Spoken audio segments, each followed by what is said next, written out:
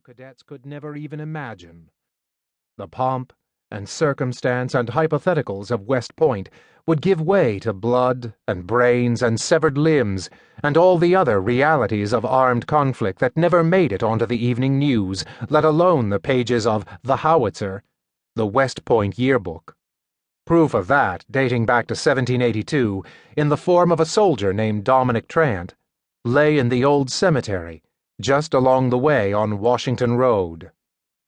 But that was over now. 10 months ago, following his Uncle Henry's death, had found Doc Holliday following the trail of a crusader's sword that led him and his cousin, Peggy Blackstock, halfway round the world and to a secret that had changed his life forever. A Templar treasure hoard that now lay securely hidden in an ancient castle in the south of France, the Château de Ravanche. Now he was hostage to that treasure, bound as a steward to its awe-inspiring secret. For months, he had wrestled with his obligations and finally realized that in good conscience he could no longer spend his time teaching history. It was time to live with it. He had handed in his resignation to the superintendent and agreed to finish out the year. Now, the year was done. Holliday reached the edge of the plain and turned down Washington Road. He went past Quarters 100, the old Federal-style house that occupied the superintendent, and headed onto Professor's Row. His own house was the smallest on the tree-lined avenue, a 2-bedroom Californian bungalow built in the 1920s, all oak paneling, stained glass, 20s furniture, and polished hardwood floors.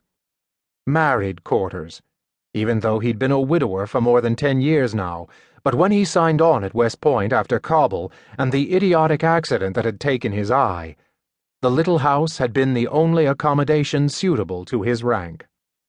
Holliday fumbled with his keys, managed to unlock the front door and let himself into the dark house.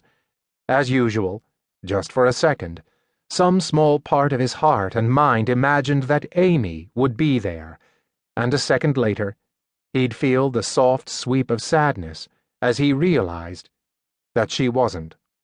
It had been a long time, almost 10 years now, but some pain just didn't go away, no matter what the philosophers said. He tossed the keys into the little dish on the sideboard that Peggy had made for him when she was 12 and headed down the hall to the kitchen. He switched on the gas beneath a pot of cowboy coffee he always kept on the stove, then went to the bedroom and stripped off his uniform. Even tipsy, he made sure he hung it neatly in the closet beside his Ranger Class A's, and then slipped into jeans and a t-shirt. He went back to the kitchen, poured himself a mug of the bitter brew and carried it to the small living room, a book-lined rectangle with a short couch and a few comfortable old chairs, arranged around a green-tiled craftsman fireplace, complete with the original mother oak keystone.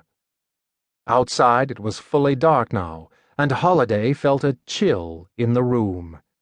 He laid the fire, lit it, and dropped down into one of the armchairs, sipping his coffee and watching as the flames caught in the kindling and licked up into the larger logs. 10 minutes later, the fire was burning brightly, and a circle of warmth was expanding into the room, the evening chill dissolving in the face of the cheerful blaze. Holliday's glance drifted up to the object hanging over the fireplace mantel on 2 pegs, glittering almost sensually in the dancing light. The Templar sword that he and Peggy had found in a secret compartment in Uncle Henry's house in northwestern New York. The sword that had started it all.